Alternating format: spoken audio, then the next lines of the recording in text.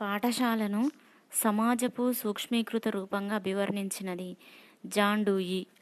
భవిష్యత్ భారతదేశము తరగతి గదిల్లోనే తయారవుతుందని స్పష్టపరిచినది కొఠారి.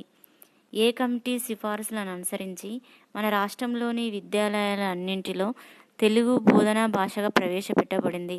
రాధాకృష్ణన్ కమిషన్. ఒక దశలో విద్య పూర్తి చేసిన తర్వాత 9 నుంచి 12 నెలల వరకు విధాయకంగా జాతీయ సేవా కార్యక్రమాలలో పాల్గొనాలి అని చెప్పిన కమిటీ కొఠారి కమిషన్. విశ్వవిద్యాలయ మేధావి వర్గానికి సామాన్య మానవునికి మధ్య అంతరం ఇంగ్లీష్ భాష వల్లనే అని చెప్పిన కమిటీ కొఠారి కమిషన్. ప్రాచ్య పాశ్చాత్య విద్యావేత్తల అభిప్రాయ భేదాలను సరిదిద్దేందుకు నియమించబడిన వాడు మెకాలే. వార్ధా విద్యా ప్రణాళిక విద్యా బోధన జరగాలని వ్యాఖ్యానించింది మాతృభాష. మన దేశంలో ఆంగ్ల భాష బోధనా భాషగా ఉండడానికి గల కారణం పైవన్నీయు భావదారిద్ర్యం, అసహజమైన నిరాధారమైన ఆలోచన ధోరణులను, పాలనాపరమైన స్థిర నిశ్చయం లేకపోవడం. మాధ్యమిక విద్యా కమిషన్ సెకండరీ స్థాయిలో పరిచయం చేసిన భాషలు ఎన్ని? 4. ముఖ్యంగా భారతీయులకున్న భాషా సమస్యలేవి? అధికార భాషా సమస్య, బోధనా భాషా సమస్య, త్రిభాషా సూత్రం. పైవన్నీయు హిందీ భాషను అభివృద్ధిపరచుట, దేశమంతా హిందీ ప్రచారం చేయుట కేంద్ర ప్రభుత్వ బాధ్యత అని సూచించే నిబంధన 351 నిబంధన. ప్రాచీన కాలంలో మన దేశంలో రాజభాషగా ఎక్కువ కాలం వికసించింది సంస్కృతం. స్వాతంత్ర్యం వచ్చిన తర్వాత ఏ అంశం ప్రధానంగా రాష్ట్రాలు ఏర్పడినాయి? భాషా ప్రయుక్తంగా. జనాభా అభివృద్ధిపై అంతర్జాతీయ సదస్సు కైరోలో ఏ సంవత్సరం జరిగింది? 1994.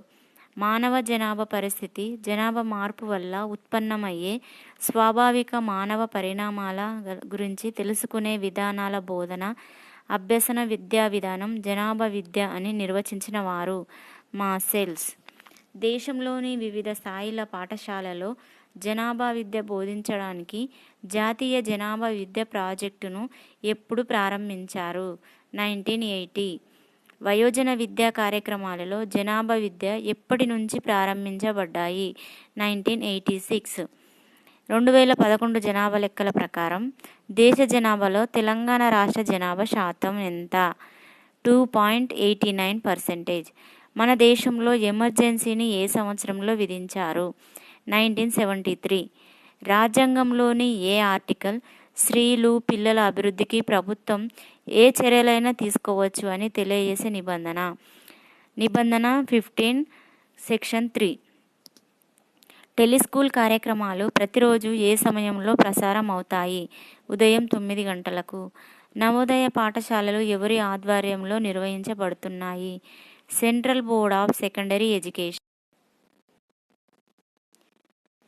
1882లో భారతీయ విద్యా కమిషన్ ఏ పరీక్షలో ఉత్తీర్ణులైన వారినే ప్రాథమిక పాఠశాల ఉపాధ్యాయులుగా నియమించాలని సూచించినది?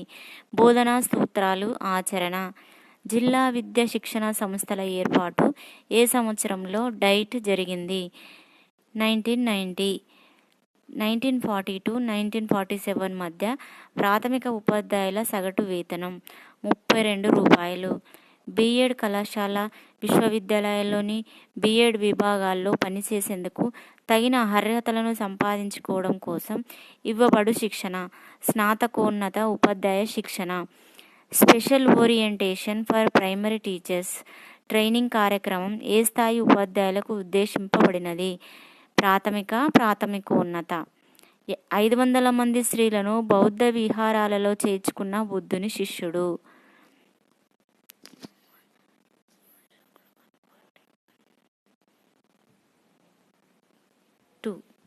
141 ఆనంద్. ప్రాచీన కాలంలో నలంద, తక్షశిల విశ్వవిద్యాలయాలు ఏ రకమైన విశ్వవిఖ్యాతి గాంచినవి? ముస్లిం విద్యా విధానం. చైనా యాత్రికుడు యువాన్చాంగ్ ఏ విశ్వవిద్యాలయంలో విద్యాభ్యాసం చేశాడు? నలంద. ధర్మగంజ అనే గ్రంథాలయం ఏ విశ్వవిద్యాలయంలో విద్యాభ్యాసం చేశాడు? నలంద విశ్వవిద్యాలయం. నలంద విశ్వవిద్యాలయాన్ని క్రీస్తు శకం 4వ శతాబ్దంలో ఏ రాజులు సహకారం నిర్మించారు? గుప్తులు. వివిధ విశ్వవిద్యాలయాలు, కళాశాలల్లో ప్రారంభించే పోస్ట్ గ్రాడ్యుయేట్ కోర్సుల విభాగాలకు వ్యవస్థాపక వ్యయాలను భరించినది యూజీసీ. యూనివర్సిటీ గ్రాంట్ కమిషన్ మొత్తం ఉన్నత విద్యారంగానికి బాధ్యత వహించి ఆ రంగంలో శక్తి సామర్థ్యాలతో ఉండాలని పేర్కొన్న విద్యా కమిషన్ కొఠారి కమిషన్. రాష్ట్రీయ మాధ్యమిక శిక్ష అభియాన్ కింద 2016-17 విద్యా సంవత్సరంలో మొత్తం ఎన్ని పాఠశాలల్లో ప్రధానోపాధ్యాయులకు శిక్షణ కార్యక్రమాలను నిర్వహించారు? 1325. ప్రాథమిక, మాధ్యమిక విద్యా స్థాయిల నుంచి వృత్తి విద్యా కోర్సులను ప్రోత్సహించాలని సూచనలు చేసిన కమిటీ ఏది? హర్టాగ్ కమిటీ. సర్వశిక్ష అభియాన్ లక్ష్యం పైవన్నీ: 5 ఏళ్లు దాటిన పిల్లలను ప్రాథమిక పాఠశాలలకు పంపడము, ఎలిమెంటరీ విద్యను సంతృప్తికరమైన రీతిలో పూర్తి చేసి జీవితం కోసం విద్యకు ప్రాధాన్యతనివ్వడము, ప్రాథమిక విద్యను సార్వజనికం చేయడము.